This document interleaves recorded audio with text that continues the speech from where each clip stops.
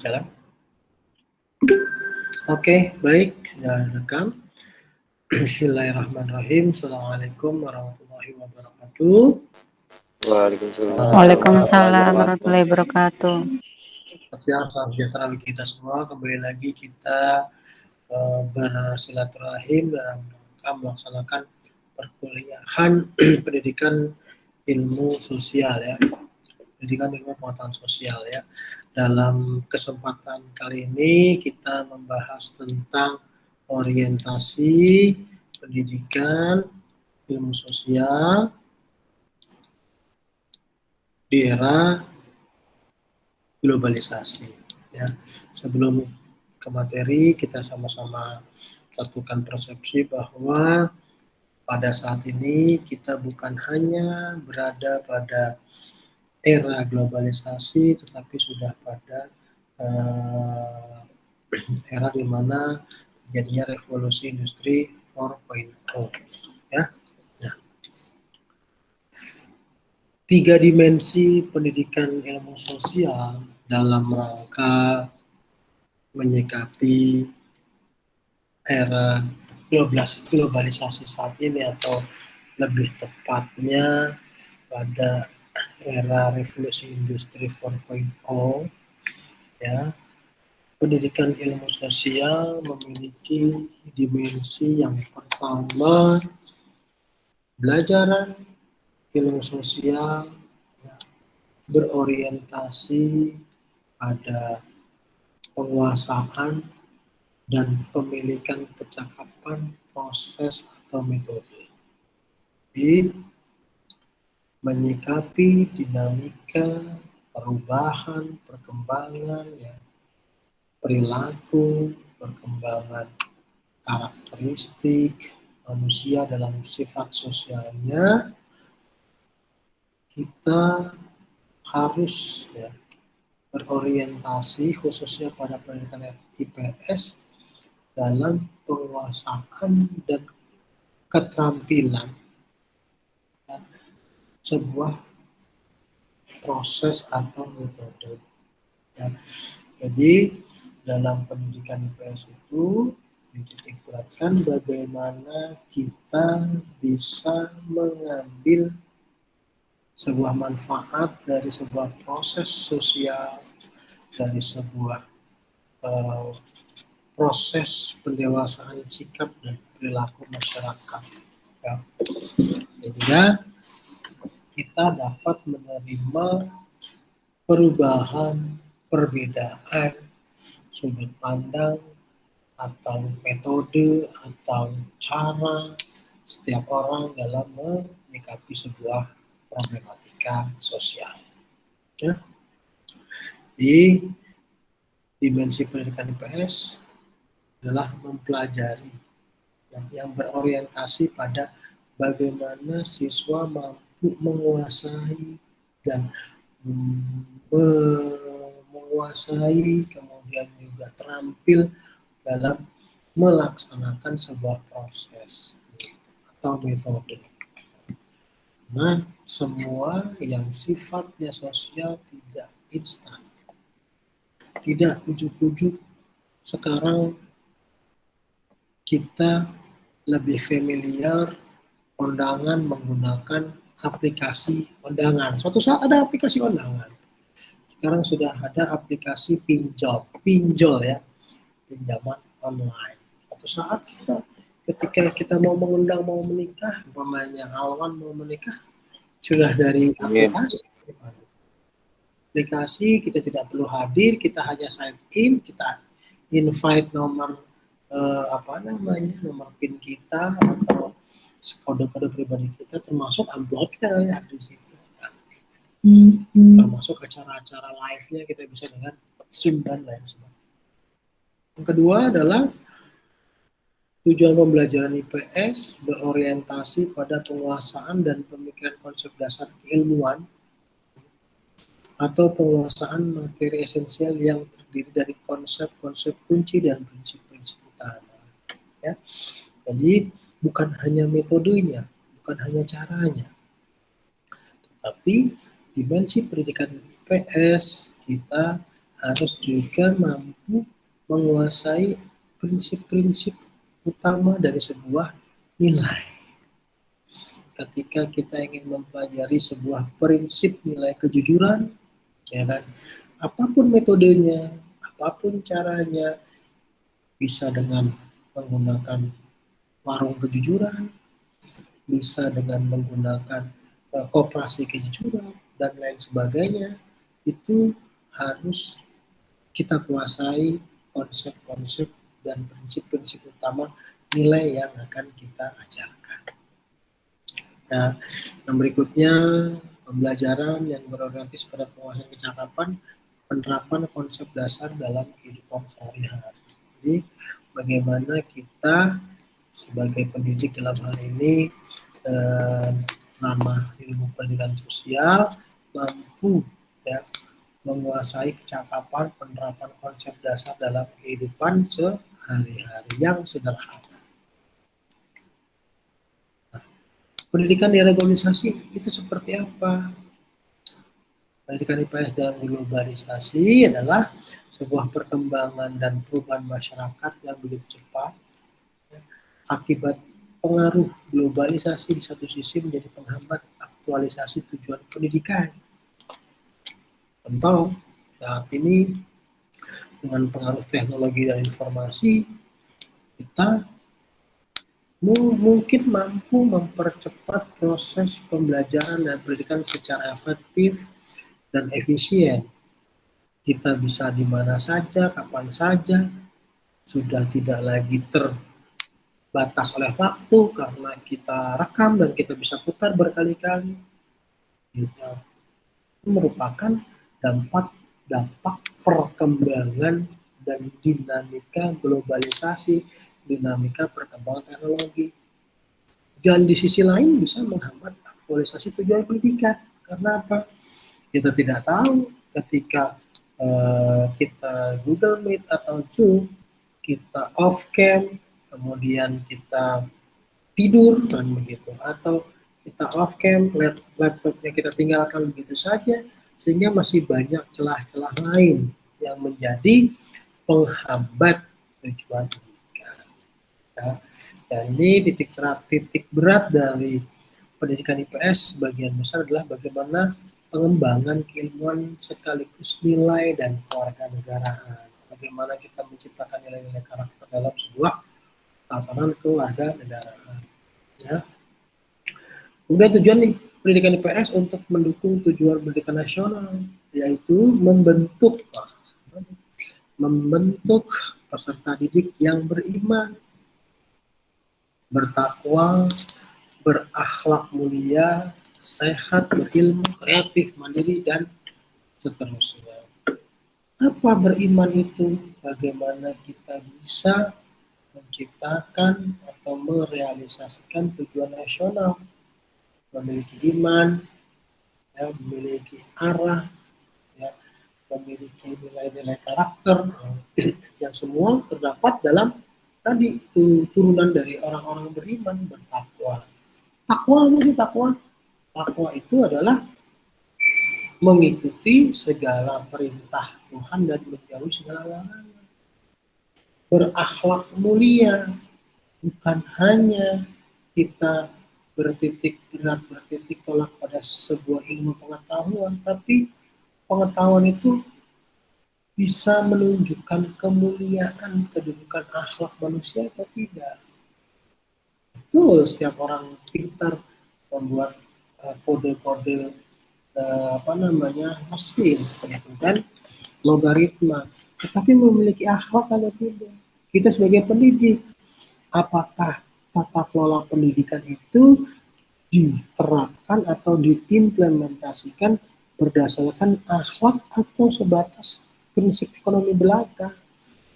Kalau kita hanya berpikir ekonomi belaka, pendidikan kita akan menjadi sebuah sistem pendidikan yang sifatnya memberikan dampak yang positif bagi penyelenggara pendidikan, tidak memberikan dampak yang positif bagi penyelenggara pendidikan.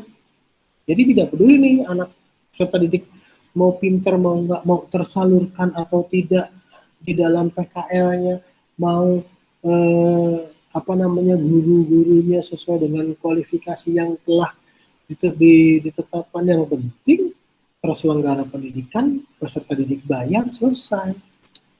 Apakah itu dikatakan pendidikan, tujuan pendidikan kita yang memiliki salah satunya adalah berakhlak mulia.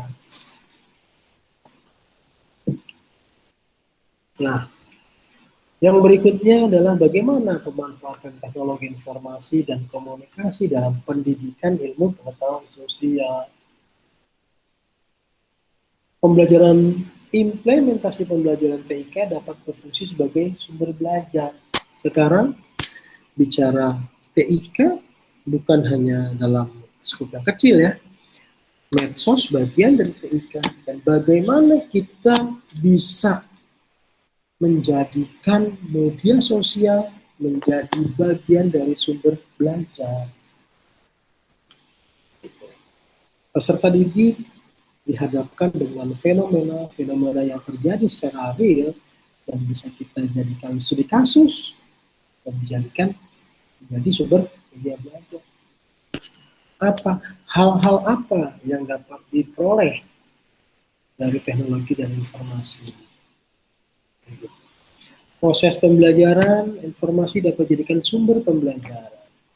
Misal, ketika ada viral di media sosial tentang penyerangan Israel ke Palestina, itu bisa dijadikan sumber media belajar yang up to date, gitu, yang bisa langsung dijadikan media atau alat bagi peserta didik untuk mengkaji, melakukan studi kasus. Dampak-dampak positif apa, dampak-dampak negatif apa, gitu. Kemudian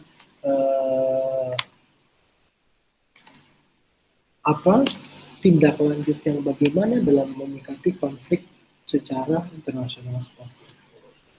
Karena tidak menutup kemungkinan peserta didik yang kita didik saat ini bahkan menjadi diplomat ulung di masa yang akan datang. Dan itu berbekal dari studi kasus, pengembangan metode pembelajaran yang kita berikan ke peserta didik pada saat pembelajaran PNS. Kemudian ini bisa dikatakan bahwa konteks pendidikan berupa fisik, adanya komputer, handphone, televisi, dan lain-lain. TIK juga dapat pula berpengaruh seperti aplikasi, ya, sudah banyak sekali ya. Gitu loh. Coba ketika kita buka di media sosial itu bukan hanya iklan-iklan pinjaman online, tapi bagaimana iklan-iklan aplikasi pembelajaran. Bagaimana kita bisa merubah aplikasi-aplikasi live streaming menjadi live streaming pembelajaran. Nah, ini juga merupakan bagaimana kita memaksimalkan pemanfaatan teknologi informasi dan komunikasi dalam pendidikan ilmu IPS. Yang berikutnya, implikasi dalam penggunaan TIK sangat berpengaruh terhadap metode pembelajaran yang digunakan. Ya, banyak sekali platform yang disediakan pada saat ini. Kita bisa menggunakan apakah itu Google Classroom, apakah itu dengan Google Meet yang saat ini kita gunakan, atau kita dengan Zoom atau WA Group dan lain sebagainya. Banyak sekali platform aplikasi pendidikan bahkan non pendidikan yang bisa kita manfaatkan dalam rangka pembelajaran ilmu pengetahuan sosial. Nah, yang perlu diperhatikan bagaimana penggunaan TIK bukan berarti mengurangi beban guru, melainkan inovasi untuk memberikan pelayanan yang terbaik untuk peserta didik, serta tidak tertinggal dalam penerapan TIK. Jadi, secanggih-canggihnya, sehebat-hebatnya platform yang diberikan atau yang digunakan oleh guru dan peserta didik, itu tidak mengurangi peran guru. Mereka hanya mengajarkan dan memberikan informasi sesuai dengan materi. Tetapi fungsi guru yang paling penting tidak akan terganti. Bagaimana seorang guru bisa merubah perilaku siswa, perilaku peserta didik yang kurang baik menjadi lebih baik.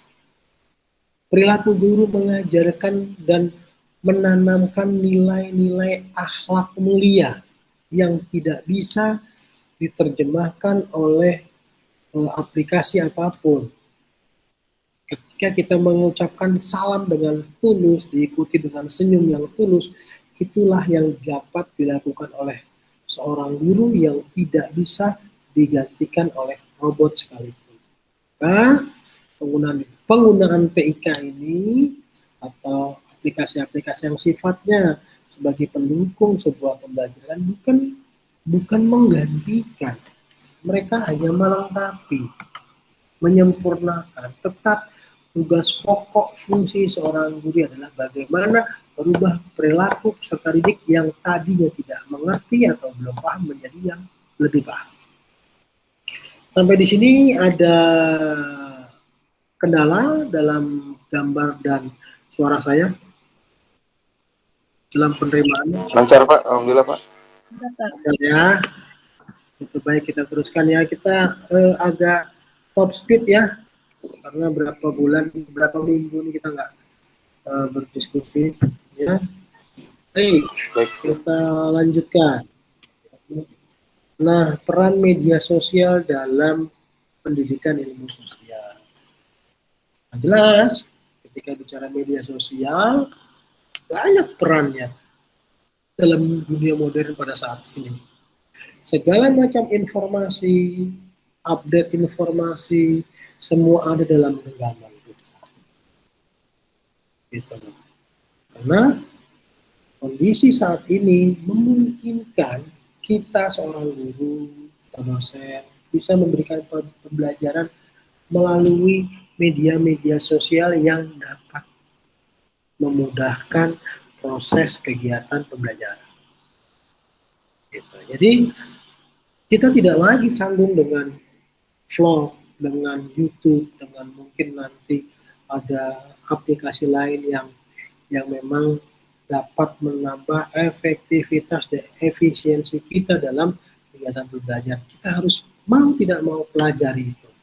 Mau tidak mau harus profesional, mau tidak mau harus berkelit dengan kondisi atau situasi perkembangan teknologi komunikasi dan informasi yang disesuaikan dengan kebutuhan dan karakteristik peserta didik kita.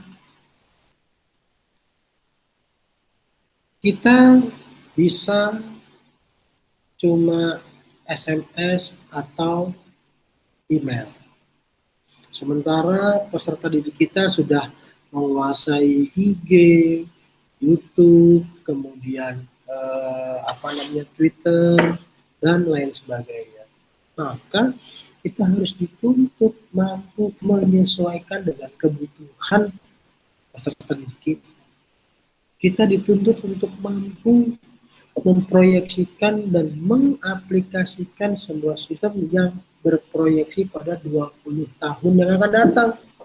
Who knows, kita nanti nggak cuma pakai HP, gitu loh. Interaksinya nggak cuma pakai Zoom, bisa satu kesatuan antara Zoom dengan presentasinya, kan begitu. Bukan hanya direkam melalui YouTube, mungkin ada inovasi yang lebih baru lagi yang bisa direct ke dosen atau ke gurunya.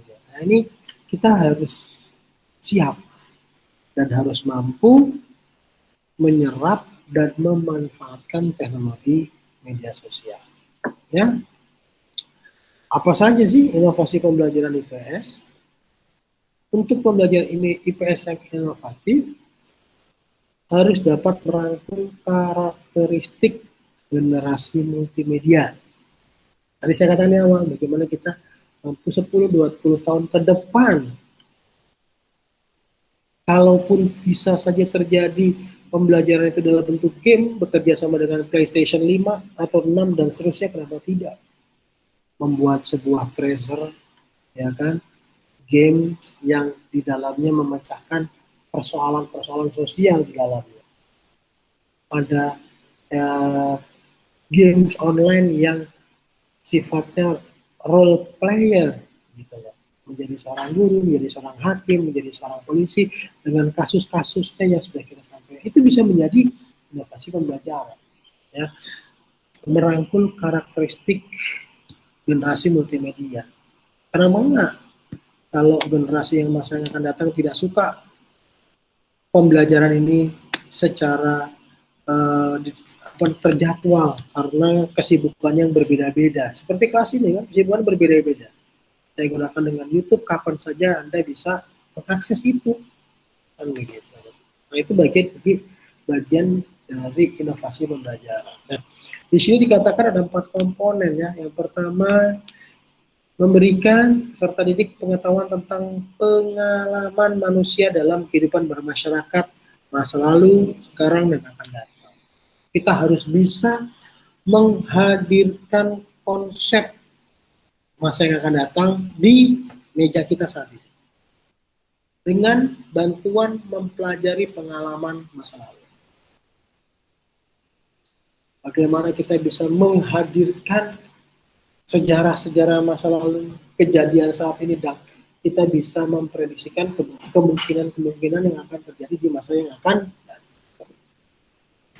Yang kedua, bagaimana menolong siswa untuk mengembangkan keterampilan dan mencari dan mengelola untuk memproses informasi.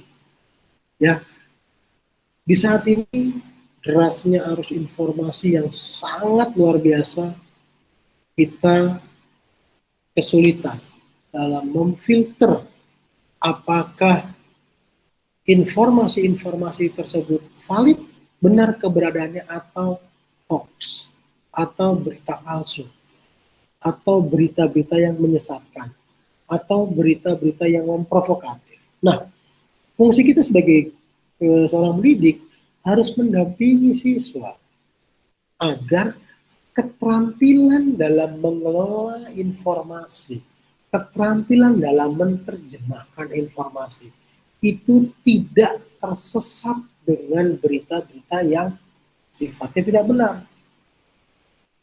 Apakah berita ini harus ilmiah atau tidak? Apakah berita ini didukung dengan data yang valid atau tidak? Kita harus memberikan ruang ke siswa untuk dapat mengembangkan berita-berita itu. Biasakan siswa diberikan studi kasus untuk apa? Menelaah, meneliti, dan mengidentifikasi sebuah informasi. Apakah benar seperti adanya informasi itu didapat, atau dipotong, ditambah, atau bahkan diputar balikan. Nah, ini perlu sebuah kawalan, dampingan seorang guru bagi siswa. Dalam rangka apa? Menerapkan ilmu pengetahuan yang sudah diberikan. Misalkan terkait dengan isu radikalisme. Ya, kita berikan pemahaman bagaimana radikalisme itu terjadi, bagaimana itu bagaimana itu pandangan pemisahnya. Jangan kita mencampur adukan itu, sehingga siswa dapat menyaring informasi-informasi mana yang sifatnya radikalisme, yang sifatnya informasi yang berkaitan dengan ideologi negara, yang sifatnya memecah belah bangsa, atau yang sifatnya merupakan masalah bangsa bersama. Berikutnya adalah menolong siswa untuk mengembangkan nilai atau sikap demokrasi dalam kehidupan masyarakat. Itu jelas, ya, mengembangkan keterampilan tadi memproses informasi, otomatis siswa akan paham dan dapat menilai mana informasi-informasi yang baik, baik dalam sesuai dengan ideologi kita, atau dengan tatanan beragama dia, atau tatanan norma-norma yang tertulis maupun yang tidak tertulis dalam masyarakat. Ini siswa akan mudah memilah dan memilih kasus-kasus atau informasi atau fenomena yang ada di masyarakat. Yang berikutnya adalah menyediakan kesempatan kepada siswa untuk mengambil bagian atau berperan serta dalam kehidupan sosial. Nah, ini juga sangat penting. Jadi Jangan cuman bahasa saya, solidaritas siswa itu muncul dalam online, tetapi dalam kondisi offline bernegara dan bermasyarakat juga harus ada diberikan kesempatan untuk berperan aktif, misalnya di dalam kerja bakti atau eh, mengunjungi sanak saudara teman handaitolan yang sakit, atau kepedulian terhadap bencana alam dan sebagainya. Ini juga perlu kita sebagai guru, sebagai peserta didik memberikan kesempatan. Misalkan ketika saat ini ada, misalkan bencana alam atau bencana kemanusiaan, ya COVID-19, atau memberikan bantuan korban bencana alam, itu juga kita sebagai guru harus merangsang stimuli peserta didik untuk berkesempatan dalam mengambil bagian. Bagaimana kita serahkan takjil buka puasa bersama kepada siswa, kemudian juga siswa diberikan kesempatan untuk mengelola media sekolah, siswa diberikan kesempatan untuk mengelola masjid sekolah, sehingga ketika dia nanti terjun ke masyarakat, dia sudah dibekali dengan pelajaran-pelajaran by pengalaman, by journey, gitu, by experience. Karena pembelajaran IPS berdasar pada bagaimana kita mempelajari pengalaman-pengalaman masa lalu, kemudian saat ini dan masa yang akan datang. Nah, perencanaan pembelajaran yang inovatif harus mempertimbangkan proses menciptakan, bagaimana merancang, dan mengajarkan perancangan pembelajaran sehingga dapat menunjukkan inovasi yang dilakukan betul-betul cocok dengan generasi yang dihadapi atau menghasilkan perubahan yang positif. Oke, mungkin OSIS-nya kita berikan stimuli untuk membuat hand sanitizer secara mandiri, bagaimana siswa dilibatkan dalam sosialisasi gerakan 5M, siswa dilibatkan untuk sadar menggunakan masker, sadar melakukan prokes prosedur kesehatan dan seterusnya. Itu juga bagian perencanaan pembelajaran IPS yang inovatif, yang tujuannya adalah menghasilkan perubahan yang positif atau memiliki nilai tambah. Gitu. Yang nongkrong-nongkrong dikumpulkan menjadi sebuah komunitas tertentu. Hal itu yang bisa kita lakukan. Nah, ini yang menjadi karakteristik guru IPS. Ya, menurut Taljoni, katakan bahwa guru IPS merupakan penghubung antara peserta didik dan masyarakat. Ya, itu tadi ya, peserta didik dengan masyarakat, kita sebagai penghubung. Fenomena-fenomena yang terjadi, kita harus mampu mengangkat, menyerap, dan mempelajari kondisi terupdate. Guru IPS harus bersikap kritis terhadap pembaruan pendidikan. Karena perubahan dinamika, karakteristik, dan perilaku seseorang terus berubah. Ya. Syarat untuk menjadi guru IPS yang baik diperlukan seperti ini. Syarat umum memiliki pengetahuan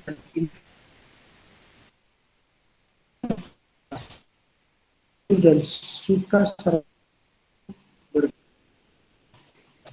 khusus, peka terhadap masalah sosial, dan terakhir adalah di sini harus bisa hidup sebagai manusia yang berbudaya. Baik, sampai di sini ada yang ingin disampaikan atau kita diskusikan bersama terkait materi pembelajaran pendidikan ilmu sosial. Silakan, saya berikan kesempatan.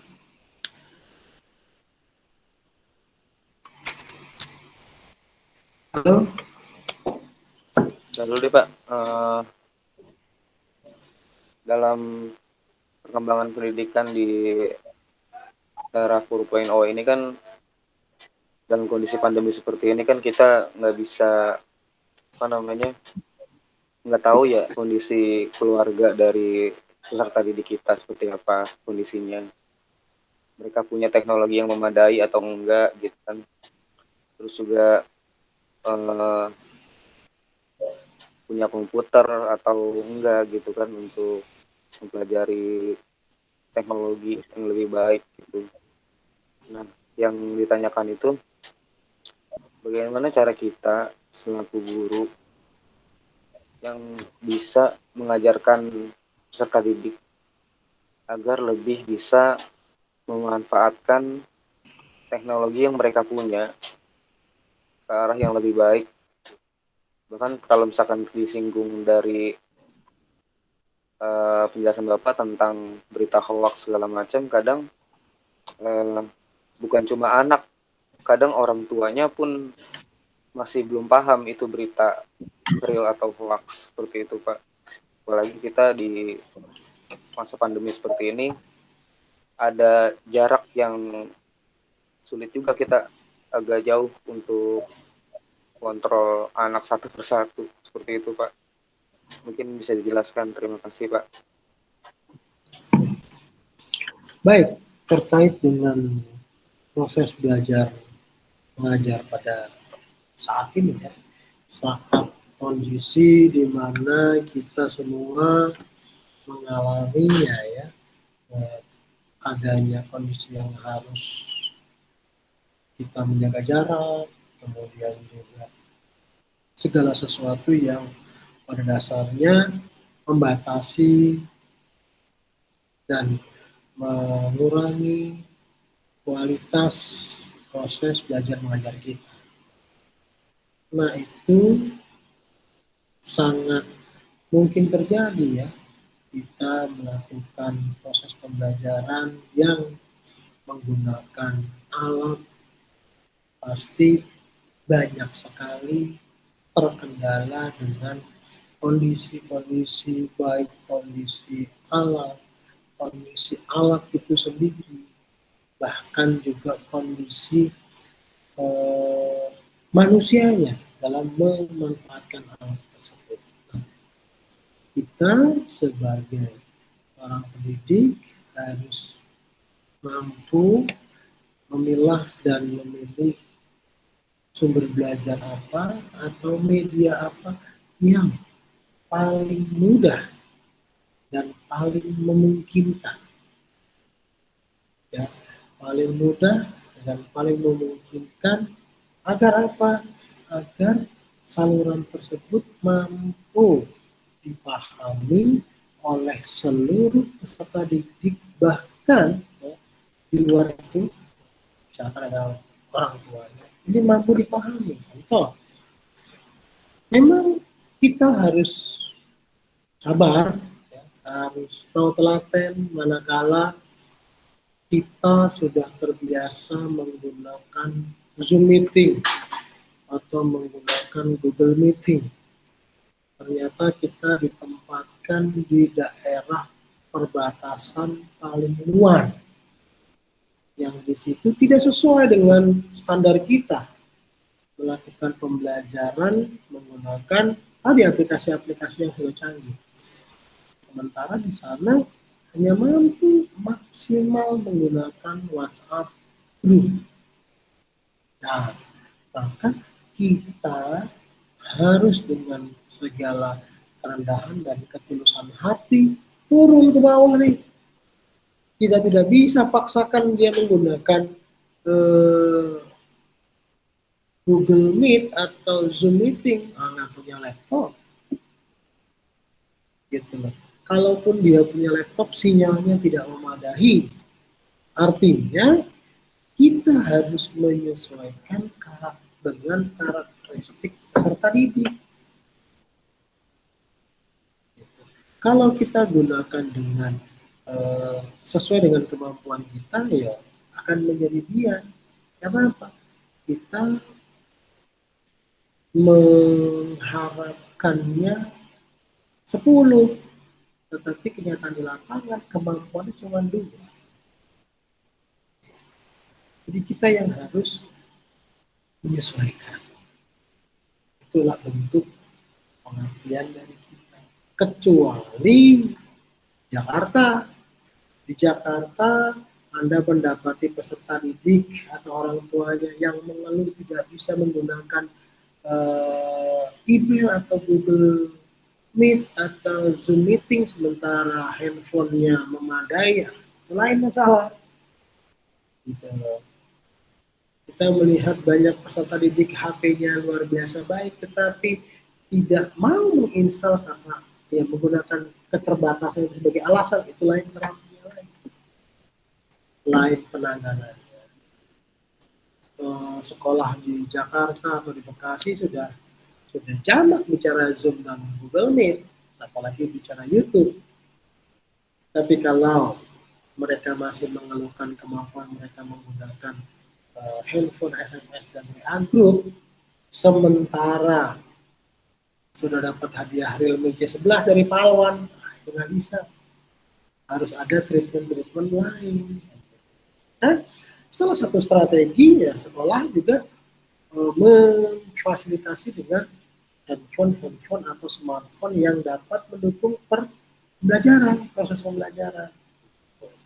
BPD Palwan mendukung memberikannya handphone Realme C11 gratis. Itu bagian dari upaya supaya game kita nggak terlalu jauh.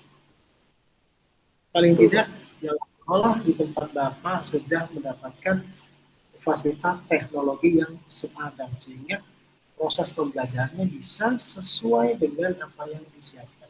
Nah, tinggal bagaimana guru-gurunya bisa menyiapkan materi pembelajaran yang bisa diakses oleh handphone sana atau kebalik. Anak-anak HP-nya udah canggih, sudah bisa aplikasi segala macam, gurunya gitu. Tidak mau belajar menyesuaikan kebutuhan teknologi yang sesuai dengan generasi sekarang. Kalaupun kita inovasi pembelajaran itu dapat dilakukan dengan TikTok umpamanya, lakukan. Gitu. Bagaimana yang menghafal Pancasila dengan TikTok? Bagaimana kita mengimplementasikan sila Pancasila melalui TikTok? Tidak masalah. Itu bagian dari inovasi pembelajaran. Yang menjadi masalah manakala kita tidak bisa menyesuaikan perubahan atau dinamika perkembangan teknologi.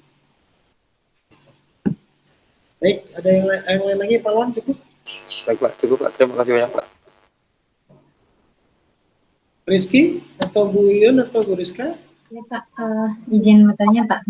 Bertanya sih, saya menambahkan tadi yang Bapak jelaskan ya Pak, tentang fasilitas-fasilitas teknologi dan internet. Nah, lalu bagaimana ya Pak ya memfasilitasi sistem pembelajaran yang dimana semuanya sudah menggunakan teknologi tadi bagi di daerah-daerah pembelajaran yang dilakukan di perbatasan gitu Pak. Jangankan teknologi, internet gitu ya Pak. Listrik pun belum ada gitu. Bagaimana pembentukan karakter yang dimana keadilan-keadilan yang diberikan pemerintah akan terbentuk dari masyarakat-masyarakat yang berada di perbatasan, sementara keadilannya aja belum terrealisasi atau belum merata gitu Pak. Baik, Bu Yoyo. Jadi satu hal yang harus kita pegang teguh, kita berupaya untuk menyesuaikan dengan karakteristik kita. Saya katakan tadi, saya contohkan, kita di Jakarta sudah familiar menggunakan Google Meeting, Zoom Meeting, kemudian YouTube, dan seterusnya. Tetapi manakala kita ditugaskan di daerah terpencil, terluar, yang karakteristik masyarakat tersebut belum mampu, saya katakan belum mampu, mereka boro-boro mau Zoom meeting, ya, sinyalnya tidak memadai untuk Zoom meeting, hanya mampu menggunakan WA Group. Kita gunakan WA Group yang paling sederhana. Jadi kita yang menyesuaikan kemampuan, keterampilan, kemauan dari peserta didik. Latar belakangnya. Kita nggak bisa, Bu. Misalkan kita mengajar di daerah terpencil, kita ngotot menggunakan, ya kita besok pertemuan pakai Google Zoom ya, pakai Google Meet ya, atau Zoom meeting ya. Sementara sinyal 5G atau 4G-nya nggak ada. Sementara di daerah tersebut, kalau mau jangankan Zoom meeting, untuk downloadnya susah. Kan tidak mungkin. Kita harus menyesuaikan dengan kemampuan di daerah. Seperti halnya beberapa kali saya di hari Sabtu ketika saya ke daerah, ya, di tempat orang tua saya, mertua saya itu perbatasan antara Purwakarta dengan Bandung Kabupaten, pas di kilometer 97. Saya setengah mati, Bu, cari sinyal. Saya harus mengikuti standar di Jakarta. Itu jarak 97 sampai 100 km dari ibu kota negara. Saya harus lari dulu ke kantor desa, Bu. Untuk apa? Itu kita Zoom meeting. Untuk kita Google Meet. Itu bagian upaya saya untuk menyesuaikan platform yang kita sepakati. Itu kondisi jarak 100 km dari ibu kota negara. Kebetulan titik tersebut tidak tercoverage dengan baik sinyal, sehingga saya yang harus mencari di mana sinyal itu. Jadi berhasil tidaknya sebuah proses pembelajaran itu tergantung dari pendidiknya, tergantung dari gurunya. Bagaimana kita bisa secara maksimal memanfaatkan media-media pembelajaran yang kita gunakan. Tidak menjadi jaminan memiliki fasilitas yang baik itu proses pembelajaran berjalan dengan baik. Bisa jadi malah anak pasang profilnya seolah-olah sedang duduk begini, sama dia crop, dia pasang buat background, seolah-olah dia belajar begini, padahal dia tinggal pergi kemana-mana. Kan begitu. Ya mungkin itu, Bu, ya. Ada lagi? Aduh, ini baterai saya mulai low nih. Saya berikan kesempatan. Kalau tidak ada, saya akhiri perkuliahan kita. Ya, saya coba berhenti merekam dulu ya. Saya akhiri, jangan keluar dulu. Saya akhiri perkuliahan ini dengan membaca Alhamdulillah, Hamdalah, Alhamdulillahirrahmanirrahim.